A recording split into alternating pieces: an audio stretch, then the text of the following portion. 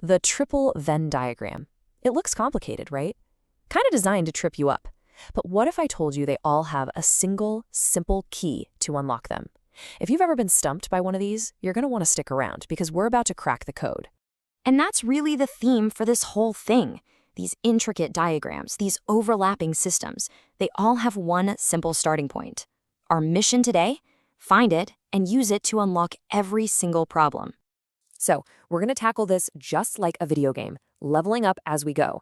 We'll kick things off with the core rule, then we'll conquer 3 different levels of challenges, and we'll finish up by giving you the master key to solve pretty much any Venn diagram puzzle you'll ever see.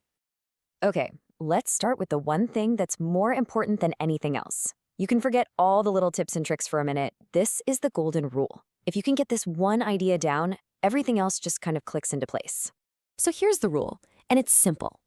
You always start from the very center, the part that belongs to all the sets, and you work your way out. Why? Well, because that little piece in the middle, it affects everything else.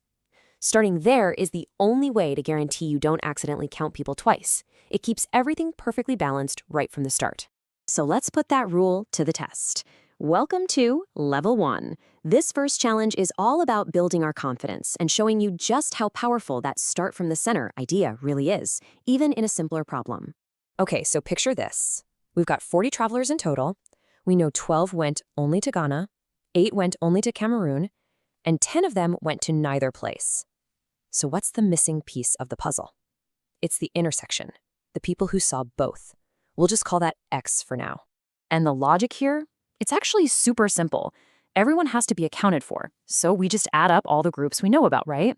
The 12 from Ghana, the 8 from Cameroon, and the 10 who stayed home. That's 30 people right there. And since we know the grand total is 40, the rest of the people have to be in that one unknown spot, our X. So a little bit of simple math gives us the answer. 40 total travelers minus the 30 we already figured out, that leaves 10. That's our X. 10 travelers went to both countries. And just like that, level 1 complete.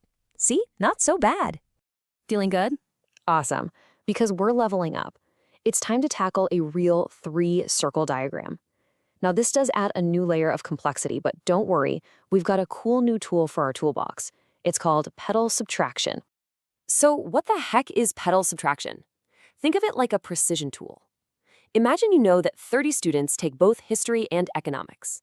That number is a mix, right? It includes people who take only those 2 classes, and it includes people who take those 2 plus a 3rd class. Pedal subtraction is just how we isolate that first group by subtracting out the people in the very, very center. Let's see it in action. We've got a group of students taking history, economics, and literature. We're told that 30 of them are in both history and economics. But hidden inside that number are the 10 students who are taking all 3 subjects. The question is, how many took just those 2? Okay, so we just follow the rules we've learned. First, and always first, we start at the center. We put those 10 students who took all 3 subjects right in the middle. Now we use our new trick, pedal subtraction. We take the total intersection of history and economics, that's 30, and we subtract the 10 people we just placed in the center. And look, the math is easy, right? 30 minus 10 is 20. That means 20 students took history and economics, but not literature. See how that technique just neatly carves out the exact info we needed? Boom. Level 2, conquered. All right, you ready? It's time for the final challenge, the final boss, if you will. This is where we put everything together, our core rule, the subtraction technique, and just a little algebra. But don't worry, the core logic is exactly what you already know. So here's the big one, a survey of newspaper applicants. This time, we know the total for each newspaper and the very center. But all the spaces in between, the dual intersections, are a complete mystery. Our mission? Figure out the grand total of everybody in this survey. So how do we tackle this? We turn the picture into a math problem. We just give those empty spaces some temporary names, X, Y, and Z. Then, for each of the 3 big circles, we know the total number of people. And that total, well, that lets us build a simple equation for each circle. 3 circles means 3 equations, and that creates a system we can solve. Let's just focus on one circle for a second, the daily time set. We've got the 40 people who only read that paper, the 15 in the very center, and then our 2 unknowns, X and Y. All of that together has to add up to the total they gave us, which is 70. Now, we can clean this up a bit. The total for that circle is 70.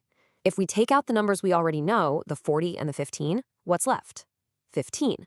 So that tells us that those two mystery pieces, x and y, they have to add up to 15. And there it is. That's our first equation. Okay, so you see what we did there. We're just going to do that exact same thing for the other two circles. That's going to give us two more equations. Now, we won't bore you with all the algebra here, but once you have that system of three equations, it's totally solvable. You can find the exact value for x, y, and z and fill in all the blanks in our diagram. So once you solve for x, y, and z, and every single part of that diagram has a number in it, what do? You just add them all up, and the grand total is 155 applicants. The final challenge is officially defeated. So look, we've gone from one simple unknown all the way to a system of equations. But did you notice? The basic strategy never ever changed. Let's boil everything we learned down to the one master key you really need to remember. And really, this is the whole thing right here. It doesn't matter if the problem looks easy or crazy complicated on the surface, the fundamental logic never changes. You find the absolute center, the piece of information you're most sure about, and you build outwards from there one logical step at a time. So just remember this. By following that one core principle, you're imposing order on what looks like chaos. You're creating a reliable path through what seems like a tangled mess. Work from the intersection outwards, and no problem is truly unsolvable.